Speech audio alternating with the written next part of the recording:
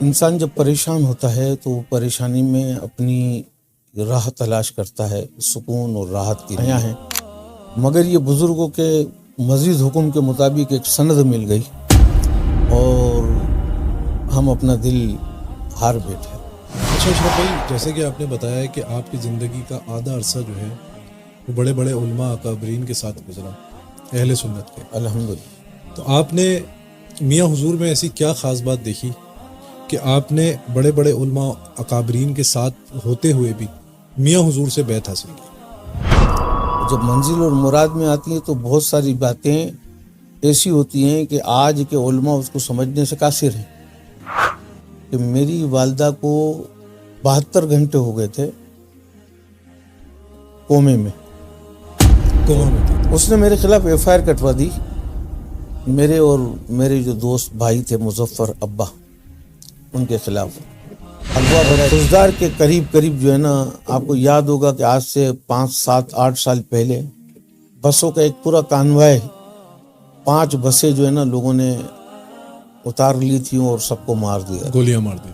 اور میں حلفاً کہہ رہا ہوں اس میں کوئی ایک لفظ کسی کی تعریف یا توصیف کے لیے بیان نہیں کر رہا، جو حقیقی حال ہے، واقعہ ہے۔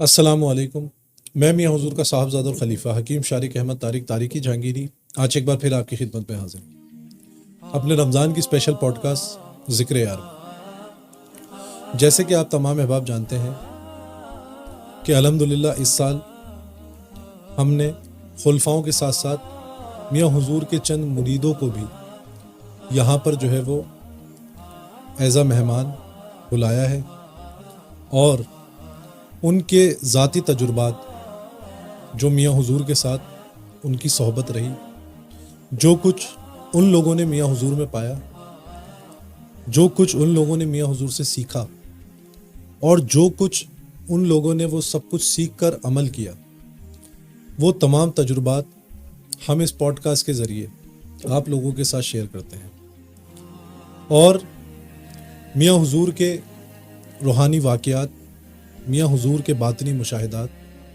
جو آپ کے مریدوں، آپ کے خلفاؤں کے ساتھ ہوئے، وہ آپ لوگوں کے درمیان جو ہے وہ اپنے تجربات شیئر کرتے ہیں۔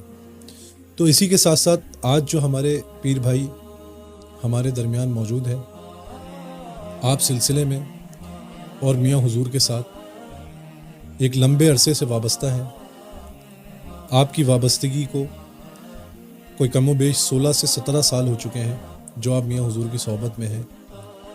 میاں حضور کے ساتھ آپ نے ایک عرصہ دراز گزار دیا، اور ان کے ذاتی تجربات، میاں حضور سے ان کی جو صحبتیں ہوئیں، میاں حضور سے جو کچھ انہوں نے سیکھا، اور یہ جو کچھ آگے پیغام دینا چاہ رہے ہیں، انشاءاللہ آج ہم ان سے ان عبور پر بات کریں گے۔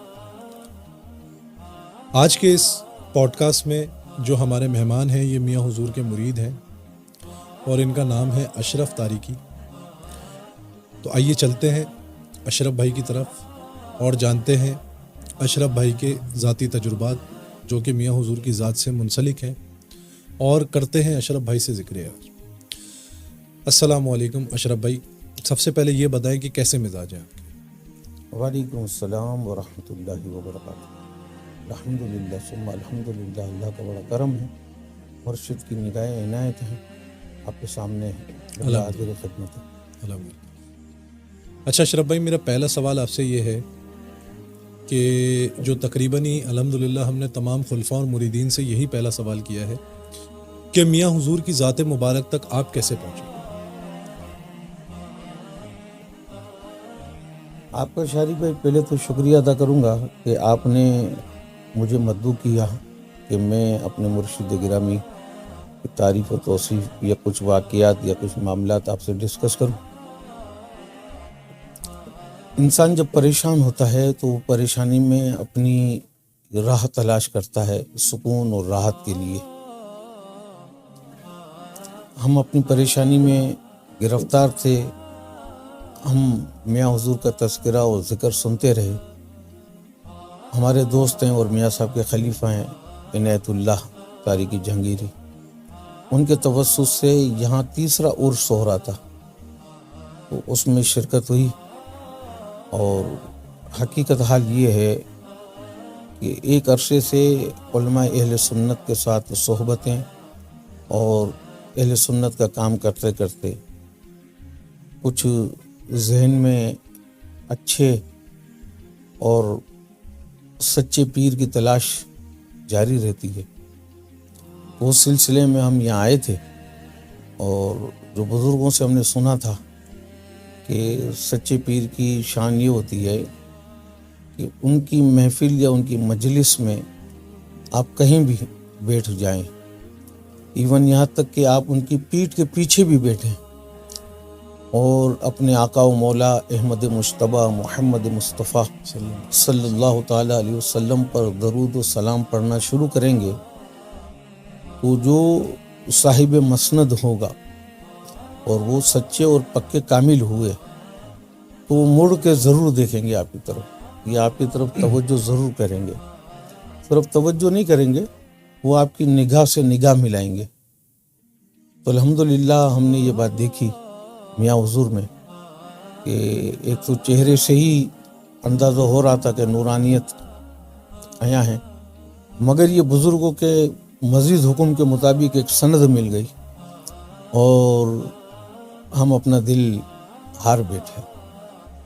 اور بلکہ دل ہار بیٹھنا یہ ایک محاورتاً جملہ ہے، مگر ہم جیت گئے، ہمیں فتح مل گئی کہ ہم اس ہستی سے دست بیت اپنے آپ کو مرید کیا اور الحمدللہ ہم ان سے وابستہ کی. یہ صحرا اگر سر دست دیکھا جائے تو یہ عنایت اللہ میاں صاحب کے خلیفہ کے سر ہے. اور اتفاق کی بات ہے کہ میں اکیلا نہیں تھا، میرے بھائی میرے دوست مظفر ابا قادری ہم دونوں ایک ہی وقت آئے تھے اور ایک ساتھ بیت بھی ہوئے تھے. اللہ تعالیٰ ان کو گھری کے رحمت فرمائے. آمین. ان کا یہیں آستانے سے وابستگی میں ہی وصال ہوا. الحمدللہ. اچھا اشرف بھائی، جیسے کہ آپ نے بتایا کہ آپ کی زندگی کا آدھا عرصہ جو ہے وہ بڑے بڑے علماء اکابرین کے ساتھ گزرا، اہل سنت کے. الحمدللہ. تو آپ نے میاں حضور میں ایسی کیا خاص بات دیکھی کہ آپ نے بڑے بڑے علماء اکابرین کے ساتھ ہوتے ہوئے بھی میاں حضور سے بیعت حاصل کی؟ بات یہ ہے کہ دیکھیں علماء کا ایک طریقہ کار ہے واعظ و نصیحت کا، سلسلے کا، تعلیم کا. ان کی نظر جو ہے نا شریعت اور تقویٰ دونوں پر رہتی ہے، جبکہ تصوف جو ہے وہ حکمت کا نام ہے. وہ دین وہی پھیلاتے ہیں جو شریعت مطہرہ نے حکم دیا ہے، مگر طریقہ کار ان کا تھوڑا سا منفرد اور علیحدہ ہوتا ہے. علماء جب گفتگو کرتے ہیں تو ان کی اپنی ایک لمیٹیشن ہوتی ہے، اور تصوف میں جو ہے نا وہ لمیٹیشن نہیں ہوتی، وہ منزلیں اور مرادیں ہوتی ہیں. اور جب منزل اور مراد میں آتی ہیں تو بہت ساری باتیں ایسی ہوتی ہیں کہ آج کے علماء اس کو سمجھنے سے قاصر ہیں، اس لیے کہ وہ حدود اور قید کی پابندی میں ہوتے ہیں. اور صوفی جو ہیں وہ شریعت کے پابند ہوتے ہیں، ان کو حدود و قیود سے کوئی غرض نہیں ہوتا کہ کوئی ہمیں کیا کہے کوئی کیا نہ کہے. وہ اپنے سالک کو، اپنے مریدین کو وہ پیغام جو دین حق کا پیغام ہے اس سے وابستہ کرتے جاتے ہیں. دوسری اہم بات یہ ہے کہ جتنے بھی علماء ہیں وہ کسی نہ کسی جماعت یا تنظیم یا اس کا پرچار کرتے ہیں.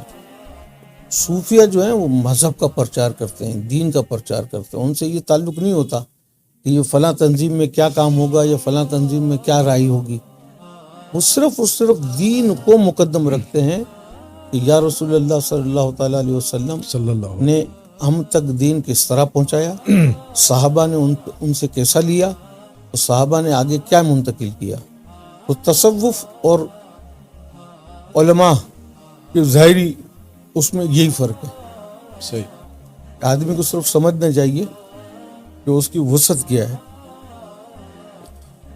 ٹھیک ہے. اچھا اشرف بھائی، ماشاءاللہ سے 16-17 سال آپ میاں کی صحبت میں رہے، الحمدللہ، اور ان گنت بار میاں حضور سے ملاقات ہوئی ہوگی، میاں حضور کی ان گنت نشستوں کا جو ہے حصہ رہے ہوں گے. تو میاں حضور کی کوئی ایک عادت، ویسے تو مرید جو ہوتا ہے وہ اپنی پیر کی ہر ادا پہ ہی قربان ہوتا ہے، لیکن کوئی ایک ادا، کوئی ایک عادت میاں حضور کی جو آپ کو بے انتہا پسند؟ دیکھیں سب سے بڑی بات یہ ہوتی ہے کہ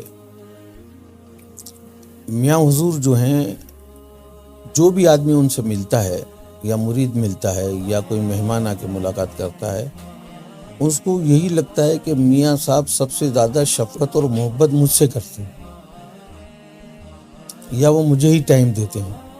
حالانکہ میاں صاحب کا یہ معاملہ ہر ایک کے لیے، کوئی بھی سائل آئے، نہ انہوں نے کبھی وقت دیکھا، نہ ٹائم دیکھا، نہ مصروفیت دیکھی، نہ کوئی بیماری، نہ کوئی سیماری. ہر آدمی اپنے حساب سے آتا ہے اور میاں سب کو خندہ پیشانی سے اور بڑی محبت اور شفقت سے اس کا مسئلہ بھی حل کرتے ہیں، اس کی بات بھی سنتے ہیں، اسے جواب بھی دیتے ہیں. کبھی میاں کی پیشانی پہ بل نہیں آیا یار یہ کوئی ٹائم ہے ملنے کا. یہ سب سے بڑی شفقت ہے، اور یہ ایک ایسا راز ہے کہ جو دیندار لوگوں میں بہت کم ہے. یہ میاں صاحب کا خاصہ ہے کہ آپ ہر ایک کو توجہ دیتے ہیں اور شفقت فرماتے ہیں. اچھا اشرف بھائی، آپ کیا سمجھتے ہیں کہ الحمدللہ ہم کئی سال سے دیکھ رہے ہیں میاں حضور ہر جمعہ مبارک کے دن جو ہے وہ نشست فرماتے ہیں، واعظ و نصیحت فرماتے ہیں اپنے مریدین کے لیے، محبین کے لیے، نئے آنے والے سالکین کے لیے. تو آپ کیا سمجھتے ہیں کہ میاں حضور کا سب سے زیادہ جو میاں حضور کا جو ٹارگٹ ہے یا ویژن ہے، یا میاں حضور نے جس بات پہ سب سے زیادہ میاں حضور کا جو زور ہوتا ہے، جو عوام الناس تک پہنچ جائے، ہمارے مریدین تک پہنچ جائے، محبین تک پہنچ جائے، وہ کیا بات ہے؟ اصل میں یہ ایک ایسا سلسلہ ہے تربیت کا، اور میاں صاحب ایز اے ڈاکٹر آپ کہہ لیں، ٹھیک ہے نا، رہنما اور رہبر تو وہ ہیں، مگر میں آپ کی اس بات کو اس انداز سے کہوں گا کہ وہ شریعت کی پابندی، نماز و روزہ، اور اس کے ساتھ ساتھ یہ تربیتی نشست کا فائدہ یہ ہوتا ہے کہ ہر مرید کی، ہر چاہنے والے کی، ہر محب کی کچھ نہ کچھ ذاتی پریشانی اور تکالیف ہوتی ہیں. میرا عقیدہ یہ ہے، میں اس بات پر بالکل 100% کاربند ہوں کہ جب مرید یا سالک یا میاں صاحب کے پروگرام میں آنے کے لیے لوگ جب گھروں سے نکلتے ہیں نا، تو میاں صاحب کے علم میں آ جاتی ہے بات کہ یہ آ رہا ہے تو اس کا مقصد کیا ہے، اس کی پریشانی کیا ہے، اس کی طلب کیا ہے. تو میاں صاحب بظاہر تو ایک واعظ و نصیحت کر رہے ہوتے ہیں، اور ہوتا بھی یہی ہے، مگر جو سالک آ رہا ہوتا ہے وہ کمرے میں داخل ہوتے ہیں تو میاں صاحب کی واعظ و نصیحت سے اس کا مسئلے کا حل اس بات میں موجود ہوتا ہے، اگر وہ توجہ سے سنے تو. یہ ایک بہت بڑی بات ہے. ہمیں تو بتانا پڑتا ہے نا کسی پیشوا کے پاس جا کے، اپنے پیر کے پاس جا کر کے، میاں میں ایسے ایسے مسائل میں گرفتار ہوں، اور میاں اس کا حل بتائیں. مگر جب آپ آئیں، آپ نے ذکر ہی نہیں کیا، لب کشائی نہیں ہوئی، آپ بولے ہی کچھ نہیں ہے، اور مسند سے آپ کو وہ جواب عنایت ہو جائے، آپ کو پتہ چل جائے، تو یہ ایک بہت بڑا کارنامہ ہے اور کرامت بھی ہے بزرگوں کی. اور یہی طریقہ کار ہمارے بزرگوں میں رائج رہا ہے. تو مجلس، جیسے کہا جاتا ہے نا کہ اصل دین پھیلانے کی و تبلیغ کرنے کی اصل بنیادی وجہ جو تھی وہ خانقاہی نظام تھا. تو خانقاہی نظام میں یہی بنیاد ہوتی تھی کہ ایک تو آپ اپنے وابستہ مرشد سے، ان کے خانوادے سے، ان کے سلاسل سے باخبر رہتے ہیں. اور میاں صاحب کا ایک قول میں نے سنا تھا کہ دادا میاں فرماتے تھے کہ زبان سے تبلیغ کرنے کا کوئی فائدہ نہیں ہے. تبلیغ اصل جو ہے وہ انسان کا اپنا کردار ہے، جسے دیکھ کر لوگ یہ سمجھ جائیں کہ یہ مومن ہے اور یہ پکا مسلمان ہے، اس کی عادت و سکنات. اور میاں صاحب کی کن کن باتوں کا ذکر کریں. میاں صاحب میں ایسی کوئی چیز ہے ہی نہیں کہ ہم کہیں کہ بھئی میاں صاحب یہ نہ کرتے تو یہ ہو جاتا، یہ نہ کرتے تو یہ ہو جاتا. میں یہ سمجھتا ہوں کہ میاں صاحب ایک باغ کے رکھوالے ہیں. مالی بہت چھوٹا لفظ ہو جاتا ہے. ایک باغ کے رکھوالے ہیں اور ان کو پتہ ہے کہ کس پودے کو، کس بیل کو، کس درخت کو کب، کس وقت کتنا پانی دیں.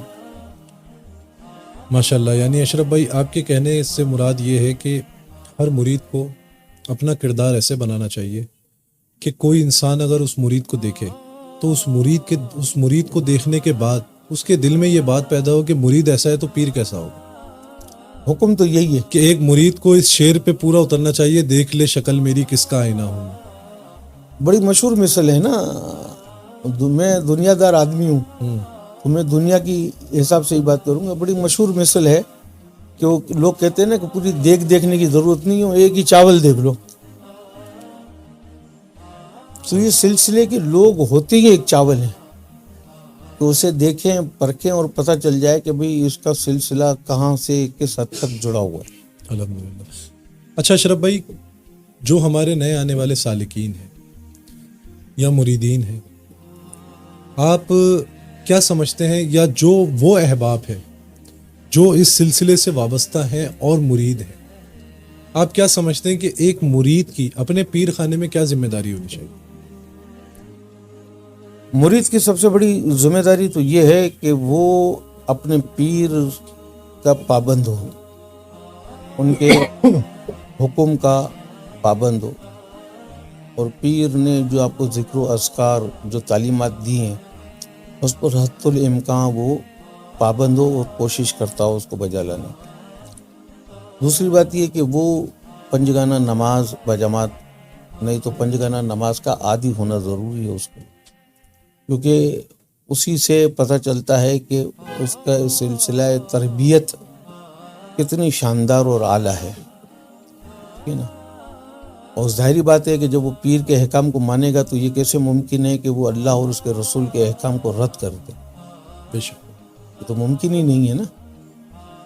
دوسری بات یہ کہ مرید کو کچھ حاصل کرنے کے لیے بڑا بہترین اور مختصر سا فارمولہ ہے کہ کسی بھی بیج کو جو ہے وہ زمین میں زیر زمین دفن کیا جاتا ہے، پھر اس کو گوندا جاتا ہے، پھر پانی دیا جاتا ہے، پھر اسے سینچا جاتا ہے، پھر جا کے وہ خود ایک دانہ ایک پھلدار درخت بن جاتا ہے.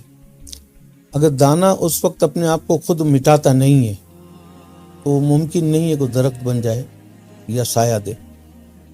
بے شک. تو جتنے بھی بالخصوص میاں حضور کے سلاسل کے لوگ ہیں یا ہمارے ابو العلائی، ستاریہ، قادریہ، تاریخیہ، جہانگیریہ، بالخصوص میاں صاحب ہمیں یہی تعلیم دیتے ہیں کہ بھئی آپ اپنی ہستی کو مٹانا سیکھو، خود بخود آپ کو عروج ملے گا انشاءاللہ تعالی. بے شک. اور مرید کو یہی چاہیے، سالک کو یہی چاہیے کہ وہ آئے، اور ادب لازمی ہے. اگر ادب نہیں ہے تو سب بیکار ہے. اچھا اشرف بھائی، ادب کی بات ہوئی ہے تو اس پہ ایک سوال میرے ذہن میں آیا تو میں کر رہا ہوں کہ ایک مرید یا ایک سالک کے لیے اپنے پیر اور پیر جو پیر خانہ ہوتا ہے اس کے لیے ادب کا کیا دائرہ ہونا چاہیے اس کا؟ ادب کا دائرہ اس میں یہ ہے کہ دیکھیں عموماً یہ وتیرہ رہا ہے اور یہ طریقہ رہا ہے، اور ہر انسان کی سب سے بڑی خواہش ہے کہ مجھے نبی علیہ الصلوۃ والسلام کی زیارت ہو جائے. بے شک. تو ہم بہرحال ان ہستیوں میں سے تو نہیں ہیں، یا ہماری شخصیت یا ہماری ذات ایسی تو نہیں ہے کہ ہمیں ظاہری دیدار ہو جائے. بتانے کا مقصد یہ ہے کہ آپ کو سونا پڑے گا، سونے کے لیے آنکھ بند کرنی پڑیں گی. مرشد کی بارگاہ میں آپ کو آنکھیں، دل و دماغ بند کرنا پڑے گا. شیطان اسی جگہ نقب لگاتا ہے جہاں ایمان ہوتا ہے. چور اسی جگہ ڈاکہ مارتا ہے جہاں دولت ہوتی ہے. تو آپ کو بہت سارے لوگ کہیں گے کہ بھی فلاں چیز ایسی نہیں ہونی چاہیے، فلاں ایسا نہیں ہونا چاہیے، وہ دیکھو یہ کرتے ہیں، وہ دیکھو یہ کرتے ہیں. تو آپ کے ادب کا دائرہ یہ ہے کہ آپ بس نگاہ یار کو دیکھیں، چہرہ یار کو دیکھیں. کہنے والوں کے لیے آنکھ، دماغ سب بند کرتے ہیں. آپ کے لیے مختصر سا ادب یہی ہے. اور جیسے کہتے ہیں نا لوگ کہ محبت اندھی ہوتی ہے، میرا فارمولہ اس میں الٹا ہے. میں کہتا ہوں محبت اکھیاری ہوتی ہے. آنے سے پہلے تو میں نے بھی پرکھا تھا نا، درود شریف پڑھ کے یا جس بزرگ نے جو کہا تھا ہم نے بھی پرکھا تھا. اب ہو گئی ہے، اب وہ بے عیب ہے. اب محبت جو ہے نا وہ اندھی ہے. اب ہم کوئی بات اپنے میاں کے خلاف سننا نہیں چاہتے، دیکھنا نہیں چاہتے، بولنا نہیں چاہتے. بزرگوں نے تو یہاں تک کہا ہے کہ اگر کوئی آپ کو مخالف کہے نا کہ قرآن سناتا ہوں، تو آپ اسے کہو یار مہربانی آپ قرآن نہیں سنا. مطلب کہیں اس نے اگر غلط تعویل کر دی بیچ میں اور میرا ذہن بن گیا تو میں اس ادب سے محروم ہو جاؤں گا. تو آپ کو تو یہ چاہیے کہ آپ اپنے میاں حضور پر، ان کی محبت پر آنکھیں بند رکھ کر بس چلتے جائیں. یہ انشاءاللہ کبھی آپ کو تکلیف میں نہیں ڈالیں گے انشاءاللہ. اچھا اشرف بھائی، اب میں آپ سے وہ سوال کرنے جا رہا ہوں جو سمجھ لے کہ ہمارے اس پوڈ کاسٹ کا دل ہے. یعنی کہ میں یہ سمجھتا ہوں کہ ہمارے دیکھنے اور جو سننے والے لوگ ہیں جو ہمارے اس پوڈ کاسٹ کو سنتے دیکھتے ہیں، ان کی سب سے بڑی وجہ یہی سب ہے کہ کوئی ایسا واقعہ، کوئی ایسی بات، کوئی ایسی جگہ جہاں پر آپ پھنسے ہوں، پریشان ہوئے ہوں، اور میاں حضور کی روحانی امداد حاصل ہوئی ہو، میاں حضور کی باطنی مدد، میاں حضور کی تصرفات کے ذریعے آپ کو حاصل ہوئی ہو. ایسے کوئی واقعات اگر آپ ہمارے لوگوں کے درمیان شیئر کرنا چاہتے ہیں تو بتائیں. الحمدللہ ایسے واقعات ہیں میرے پاس اور میری ذات سے ہی منسلک ہیں. مگر میں ایک چھوٹا سا اس میں ایک جملہ ایک قول کے ساتھ اضافی آپ کے سوال سے پہلے یہ کروں گا. تو بڑا مشہور ہے، کتابوں میں ملتا ہے اور بزرگوں سے ہم نے یہ واقعات سنے ہیں کہ بادشاہ ہارون رشید، خلیفہ ہارون رشید اپنی بیگم کے ساتھ، ملکہ کے ساتھ سمندر کے کنارے چہل قدمی کر رہا تھا. تو کتابوں میں ملتا ہے بہلول دانا مذہوب شخص تھے. تو وہ گھروندے بنا رہے تھے، گھر مٹی سے بنا رہے تھے. تو ملکہ زبیدہ نے اس سے سوال کیا کہ بہلول دانا کیا کر رہے ہو؟ تو آپ نے کہا جنت میں محل بنا رہا ہوں. بولا اچھا مجھے دو گے؟ بولا ٹھیک ہے. بات چیت ہوئی، ان کا جو طریقہ کار تھا اس طریقہ کار پر انہوں نے اس کو وہ دے دیا. اب اتفاق کی بات ہے، ہارون رشید نے کہا یہ کیا تم نے بچکانا سلسلہ شروع کیا ہوا ہے، یہ کوئی ایسا تھوڑی ہوتا ہے وہ یہاں بیٹھے میں جنت کہاں، اس کو کیا پتا کیا نہیں پتا. بہرحال اپنے دنیا داری کے الفاظات اس نے کہے اور وہ کہنے کے بعد چلے گئے گھر. رات کو سویا تو اس نے دیکھا کہ وہ جنت میں سیر کر رہا ہے، اور وہ سیر کرتے کرتے اس نے دیکھا کہ ایک میل پہ لکھا ہوا تھا زبیدہ. اس نے اندر جانا چاہا تو اس کو روک دیا. بولا کہ نہیں بھائی یہ تو، بولا میں ہارون رشید. بہرحال واقعہ نگاری مقصود نہیں ہے میرا. وہ پھر دوسرے دن ادھر سے گزرا تو بہلول دانا بیٹھا ہوا تھا. بولا بھی کیا؟ بولا آدھی سلطنت. بولا کل تو تم نے اتنے میں دیا تھا. بولا کل بن دیکھے سودا تھا، آج دیکھنے کے بعد سودا ہے. تو میں اس بات کو اپنے واقعات، میاں صاحب کی روحانی تصرفات اور روحانی فائدات بتانے سے پہلے میں نے اس واقعے کو اس لیے ذکر کیا کہ دیکھ کے آنے سے کوئی فائدہ نہیں ہوگا، یقین کامل سے آئیں، بے شک وہ ضرور ملتا ہے۔ میری والدہ بہت شدید علیل تھی، اور ایک وقت ایسا آیا کہ میری والدہ کو 72 گھنٹے ہو گئے تھے کومے میں، کوما میں تھی، اور کوئی پرسان حال نہیں تھا، ڈاکٹر بھی کوئی توجہ نہیں دے رہے تھے۔ میں نے بالکل آخر میں تنگ آ کر میں نے کہا کہ اب میاں صاحب سے رابطہ کروں۔ میں نے میاں صاحب سے رابطہ کیا، میاں صاحب نے کہا اللہ خیر کرے گا، عنایت کو میں بھیجتا ہوں۔ تو عنایت اللہ آئے، میاں صاحب نے انہیں کچھ کہا تھا پڑھنے کو، میری والدہ آئی سی یو میں تھی، عنایت اللہ آئی سی یو میں گیا پڑھنے کے لیے، وہ پڑھ کر نکلا، میں باہر ہی کھڑا تھا۔ میں نے عنایت اللہ سے کہا کہ بھائی کیا لگا تمہیں؟ تو اس نے کہا اشرف، میاں نے جو حکم دیا تو وہ میں نے کر دیا ہے،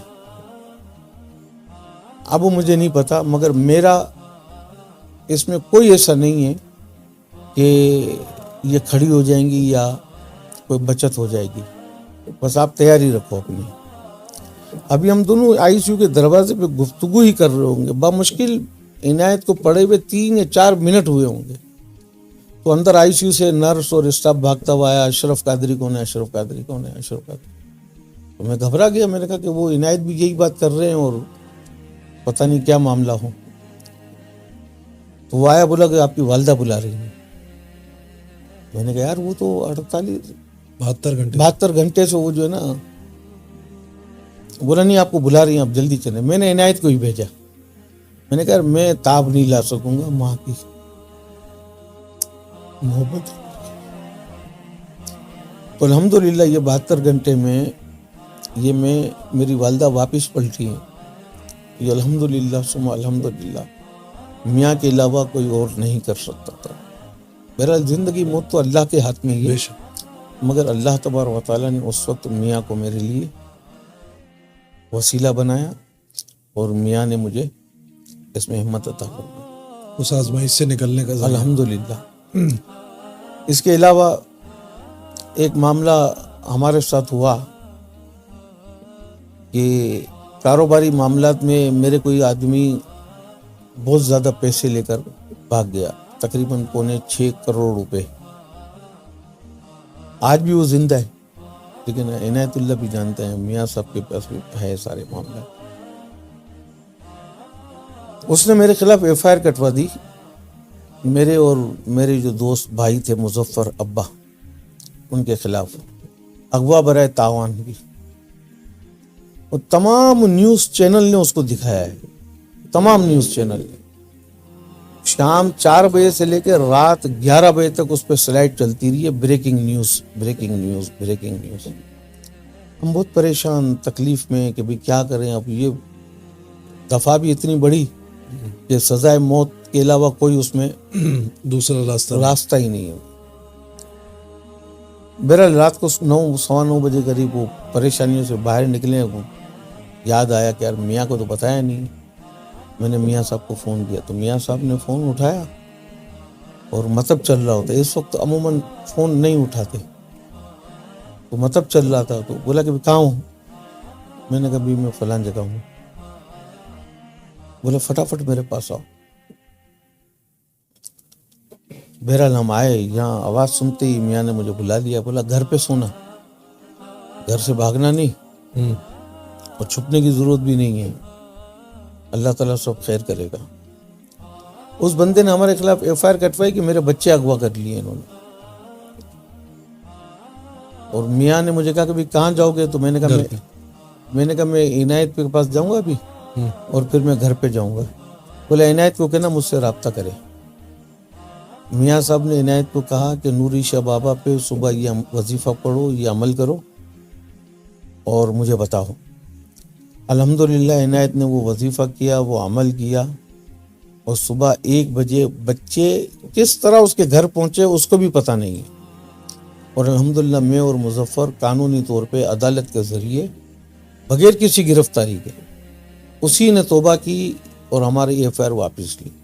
یہ الحمدللہ ऐसा रूहानी मदद हासिल हुई कि हम गुमान भी नहीं रखते थे कि ऐसा भी हो जाएगा। तीसरी बात, हमारे दोस्त हैं कोयटा में, मियाँ साहब के खलीफा भी हैं, नवीद जीशान, बिल्कुल। और ये तो नवीद रमज़ान के दिनों में नवीद कोयटा से चले थे कराची आने के लिए, और खुशदार के करीब करीब जो है ना, आपको याद होगा कि आज से 5, 7, 8 साल पहले बसों का एक पूरा कानवाय, 5 बसें जो है ना लोगों ने उतार ली थी और सबको मार दिया, गोलियां मार दी। हाँ, 6ठी जो बस खड़ी थी उसमें नवीद मौजूद था खुद। अच्छा। और उसने मुझे राब्ता किया कि यार अशरफ भाई ये कंडीशन है और मैं बहुत तकलीफ में हूँ। तो मैंने परेशानी में मुब्तला। हाँ, जाहिर बात है कि वो बिल्कुल मौत सामने नजर आ रही है, अगली बारी हमारी है। हाँ। तो मैंने मियाँ साहब से राब्ता किया, मियाँ साहब ने कहा नवीद को कहो मुझसे राब्ता करें, और मैंने नवीद से कहा, नवीद ने राब्ता किया। मियाँ साहब ने कहा कि भाई हिज़्बुल बहर पढ़ना शुरू कर, और तुम्हें कहें आगे जाने को तो आगे नहीं जाना, वापस कोयटा के लिए। सही है। उसने कहा मियाँ मैं कैसे कर सकता हूँ, मैं तो बस में हूँ, वो जैसे फैसला करेंगे। मैंने कहा पढ़ना शुरू करो, 3 दफ़ा हो जाएंगी, ये खुद आपको वापस ले जाएंगे। ये ऐसा वाकया था कि उसने 3 दफ़ा मुकम्मल नहीं की, रेंजर फौज तमाम तर एजेंसीज उधर आ गई और उस बस को बस आगे बढ़ाना था। रेंजर्स ने रुकवाया, वो वहीं से पूरा कानवाई बना के सबको कोयटा वापस भेजा। ये वो इमदाद हैं कि फी ज़माना किसी को बताया जाए तो वो मानेगा नहीं। बिल्कुल। और मैं हल्फन कह रहा हूँ, इसमें कोई एक लफ्ज़ किसी की तारीफ़ या तौसीफ़ के लिए बयान नहीं कर रहा, जो हकीकी हाल है, वाक़या है, वही बयान कर रहा हूँ। तो अल्हम्दुलिल्लाह, लेने वाला चाहिए, देने वाला तो बादशाह है, यानी कि समंदर है अपनी तमाम तर जौलानियों के साथ। अब तालिब को चाहिए कि वो किस तलब से आता है और मियाँ उसको वो तलब पूरी करके देते हैं। बेशक। तो इस यकीन से आए तो आदमी को सब कुछ मिलता है। अच्छा अशरफ भाई, मेरा आज का आखिरी सवाल है कि जो नए आने वाले सालिकीन हैं, जो सिलसिले से जुड़ रहे हैं, उनके लिए आपका कोई पैगाम, कोई नसीहत अगर आप करना चाहें तो। आला हज़रत इमाम अहले सुन्नत मुजद्दिद दीन व मिल्लत परवाने शमे रिसालत अश-शाह मौलाना शाह अहमद रज़ा खां फ़ादिल अरब अजम का एक शेर है, और वो मेरी ज़िंदगी का उसूल है। मैं कोशिश करता हूँ कि उसी पर कारबंद रहूँ। आप फरमाते हैं, ए इश्क तेरे सदके जलने से छुटे सस्ते, जो आग बुझा देगी वो आग लगाई है।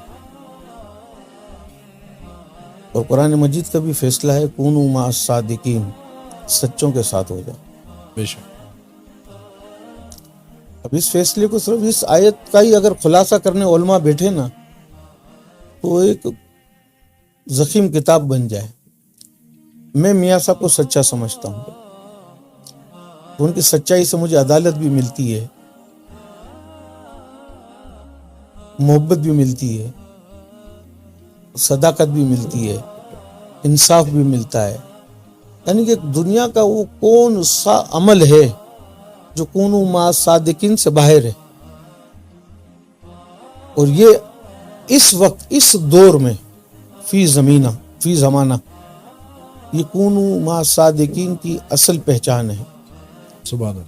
जो सच्चे भी हैं, जो सादिक भी हैं, जो अमीन भी हैं, जो मेहरबान भी हैं, जो शफीक भी हैं, जो रहबर और रहनुमा भी हैं, हमें बताते भी हैं, हमें बुराइयों से रोकते भी हैं। और आए मियाँ साहब के पास, मियाँ साहब की बारगाह से, इस दौलत कदे से वाबस्ता हो जाएं। आप जो चाहेंगे आपको मिलता रहेगा। आप शोहरत चाहते हैं तो इस दर से आपको शोहरत भी मिलेगी, फ़ख्र चाहते हैं तो फ़ख्र भी मिलेगा, और मोहब्बत चाहते हैं तो मोहब्बत भी मिलेगी, नाम व मनाल चाहते हैं तो वो भी यहाँ से मिलेगा। और मैं ये कहता हूँ कि आने वाले को सिर्फ़ और सिर्फ ये चाहिए कि मुझे मियाँ चाहिए, اور وہ میاں کو تلاش کرے. میاں مل گئے تو اس کی ساری تمنائیں تمام تر چیزیں اس کو میسر آ جائیں گی, کیونکہ فی زمانہ اصل محور میاں ہے. اور ہم یہی توقع کرتے ہیں کہ یہ میاں کا بڑا پن ہے, یہ ان کی عنایت ہے, وہ ان کی نوازشات ہیں کہ میں تو میاں کے جوتوں کی خاک کے نیچے ہوں, مگر ان کی نوازشیں ہیں انہوں نے نظر میں رکھا ہوا. ماشاء اللہ اشرف بھائی, بہت مزہ آیا آپ کے ساتھ پوڈ کاسٹ کرنے میں.